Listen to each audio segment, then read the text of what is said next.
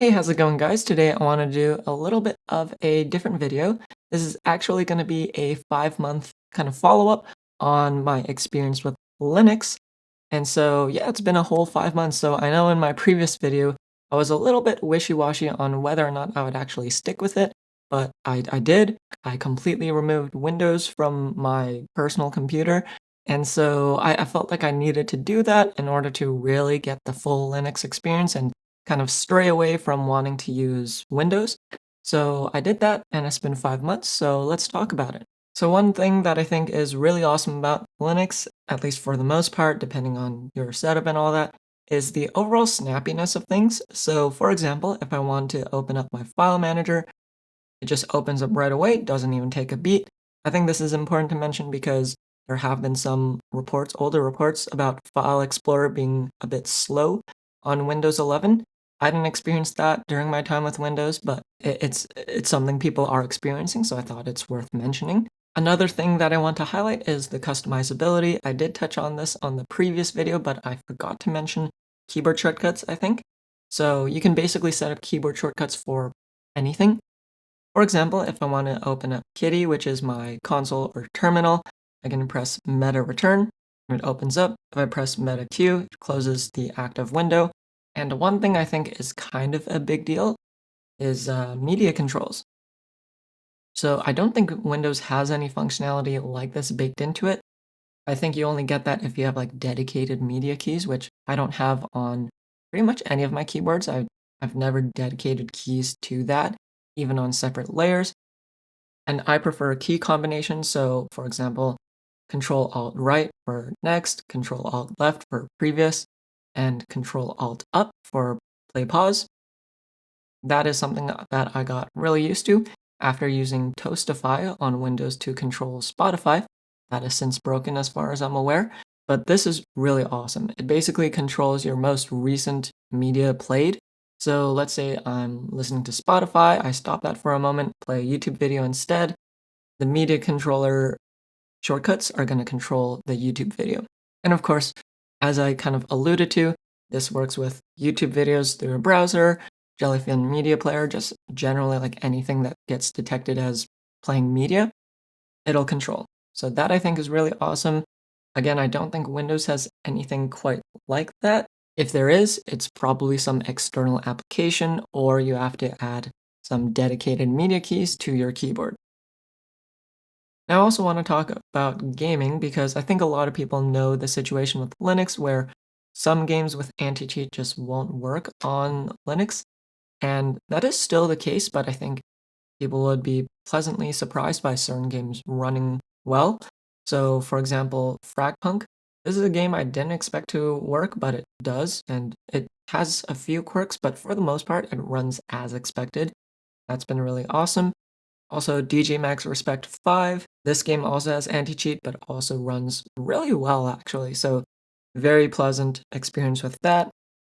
Of course, some games still won't run, but I think it's worth checking out ProtonDB to see if other people have luck with that, because a couple games have really surprised me that they work. Because Fragpunk, I expect there's pretty small team working on that, but it runs on Linux, so that's great. I think Overwatch 2 also runs on Linux. I haven't touched that game in ages, so there's that, but I think that works. And also Marvel Rivals, I think, also runs on Linux. So there are definitely options available too. Kind of along the same lines, I do want to mention the community around, in this case, specifically CachyOS. I think the community is great.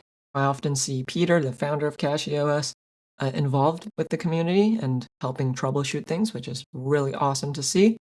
And yeah, you often see people helping out other people. That I think is really special and is what makes the Linux experience kind of worth it. Similar situation with ProtonDB. Left 4 Dead 2, for example, a game that is supposedly running natively on Linux, but a lot of people have issues with it, including myself. So a lot of people have been posting their fixes for it and various other things. So someone mentioned Left 4 Dead 2 fix Linux fixes or something like that. It's a set of files that change up a couple things with the game, adds a mod to the game as well to help things run a little bit better. I wouldn't have known that existed without checking ProtonDB. So, right, another situation where people are sharing their experiences, their fixes, and just helps the community out a lot. So, I had a lot of issues running Left 4 Dead 2. There are some people that were able to get it running out of the box. I couldn't. I go to ProtonDB, read a few things, try a couple things, check if it works. If it doesn't, revisit the page, check up on a couple other things, and go from there. And now my Left 4 Dead 2 is in a playable state, and it's just been, for the most part, pretty good. So I don't want to ramble on too much about the good things about Linux, right? There are plenty of great things about running Linux, but there are going to be some drawbacks, and these are also kind of the reasons why I'm considering switching back to Windows. First thing I want to mention is VTubing. So VTubing, right? It's a big part of my like content creation, whatever. When I live stream or make videos, it's all like VTubing stuff now. So using VTube Studio on Linux works, but it involves some extra steps. So if you run VTube Studio right out the gate, it does run, but any feed from your camera will not be sent over. So that is a bit problematic because, right, you need to have tracking somehow. The fix for that is to run either Face Tracker, which you can find a Flatpak package for, or run OpenCFace, which is a Python script, I believe. And those will work, but it is that extra step. And I'm also finding that the tracking quality is fine, but also there's a bit more delay. It seems like there's a little bit more overhead happening as well. So, right, not the greatest experience. I also want to mention Spout 2. So Spout 2 is a plugin for VTubing applications to remove the background from them once they get pushed to OBS. And this is something that I used in Windows for VTube Studio and VideoTube Mini for my PNG tuber. And I really like this. It makes life super, super easy. But this isn't compatible with Linux as far as I'm aware. So it just makes things a little bit more difficult. And what you end up having to do on Linux is chroma keying instead. So you do have to tweak the settings a little bit and find a background color that doesn't clash with your model. And it is a bit of a like tricky situation. Throwing it back to Steam, there are some games that will just straight up not work on Linux, and I don't think that's ever really been a secret. For me, there have been some games that I haven't been able to play, which mattered a lot more than I expected it to. One of them being MapleStory. It's a game that I really like just hopping on for a little bit, play a little bit, and call it quits. That I haven't been able to do at all, so kind of bummed out about that. Another game is Battlefield 6. I really like having kind of a casual shooter that I can pick up and play whenever. Play like one match and call it done there. I did that with like Black Ops 3 as well, back when that was like the fresh game. I've been missing playing like a casual FPS. And this I cannot play on Linux at all. I paid full price for it when it came out, and I haven't been able to touch it. So kind of bums me out, right? You can see it last played in January, and I really miss it.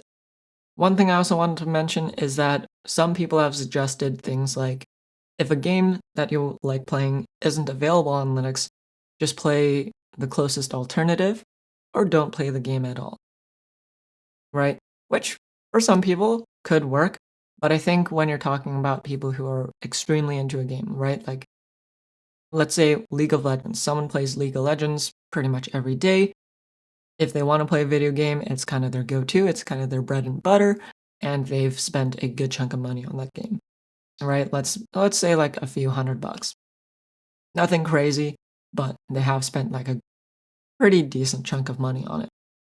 If that person is thinking about switching to Linux and the fix for not being able to play League of Legends is to play something like Dota 2 or cut out like their favorite MOBA game from their life like for whatever duration of time, that can be a tough ask. Similarly, like Valorant to Counter-Strike, right? There are a billion reasons not to switch to Counter-Strike, right? I love Counter-Strike. I prefer Counter-Strike over Valorant, but I will say there are things about Counter-Strike that make it difficult for people to switch to. The community sucks.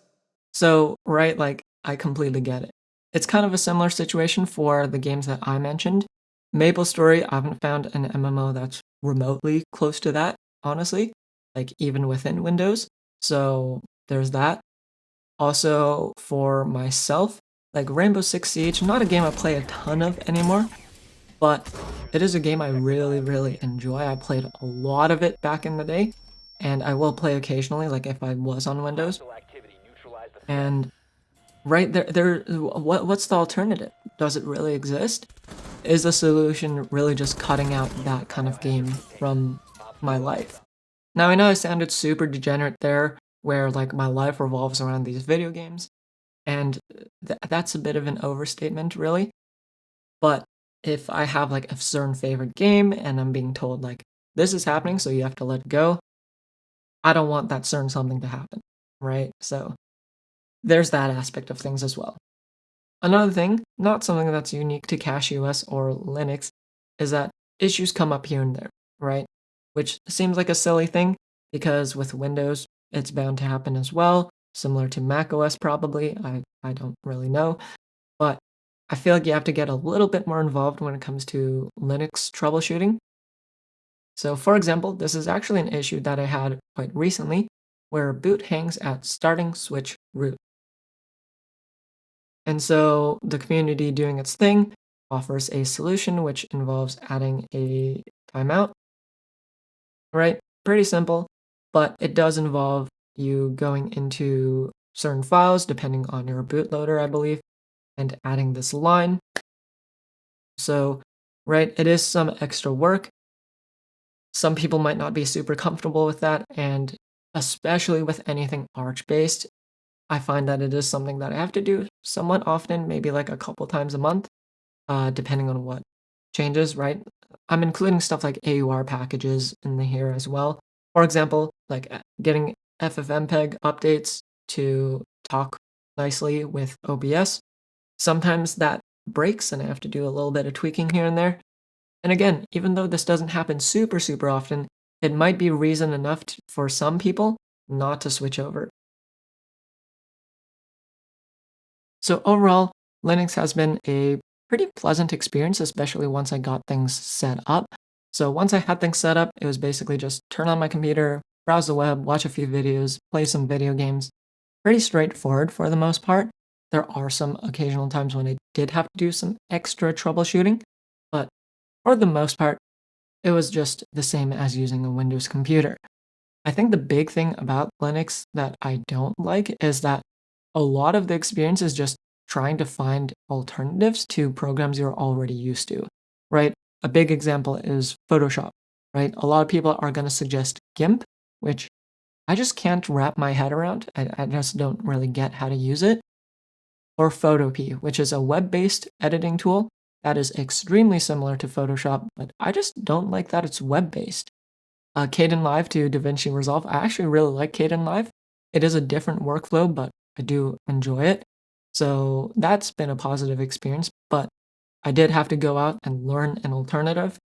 So yeah, overall, my experience with Linux has been generally quite pleasant, especially after getting things set up. For the most part, it's just been smooth sailing. Turn on my computer, browse the web, watch some YouTube videos, play some video games with friends. That's been pretty much it. The thing that I think makes the transition a bit of a struggle is finding those alternatives to programs that you're used to using, which is normal whenever you switch operating systems. But I think it's also feature parity, right? So some experiences on Linux are going to be better than on Windows, but a lot of it is also going to be worse than Windows, right? Like, especially for someone who does a lot of content creation to some degree. I hate calling it that, but like live streaming, making YouTube videos, as well as playing certain games, like a lot of FPS games, not being able to do those things or having those things be more difficult or having the quality of those things be just objectively worse kind of sucks, right? So for my purposes, it isn't the greatest switch. It's doable, and I do have to make some sacrifice, but it's doable. I'm not unhappy with my experience, but there are definitely a handful of things about Windows that I miss. And I'm sure if I do switch over, I'm going to miss a bunch of things about Linux. I think the big thing for me will be the keyboard shortcuts. So, funny story, I've actually already switched back to Windows. I still have a drive with all my Linux stuff on it. I was able to get it onto one terabyte drive after I purged all my games from it, which should be an easy reinstall if I ever want to go back. But to quickly recap, Linux has a lot of things going for it, such as speed and overall customizability, especially those global keyboard shortcuts. Those are a big deal to me. But it also does have some negatives. So I had worse stability with undervolting my 9070 XT. Some games just flat out don't run, and I unfortunately miss those games quite a bit, namely like MapleStory and Battlefield 6. And also, generally, creating content on Linux has been a little bit of a worse experience, primarily because I do this whole VTubing thing. But yeah, that's going to be everything for this video. If you do have any questions about anything, just let me know down in the comments below, and I'll try to get back to you as soon as possible. But yeah, that's going to be where we're at right now. Who knows? I might switch back over to Linux. We'll have to see. But yeah, until next time, goodbye.